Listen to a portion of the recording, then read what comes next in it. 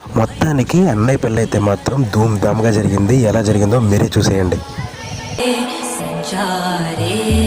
అధర రుచిత మధురిత భగ సుధన కనక ప్రశమ నిరత బాంధవ్యే మాంగళ్యే మమధమ సతి సమదస సఖ ముఖ మనసుఖ సుమనలైవ సుసుత సహిత కామం విరహరహిత భామం ఆనందమోగం ఆజీవకాలం పాశానుబంధం కాలా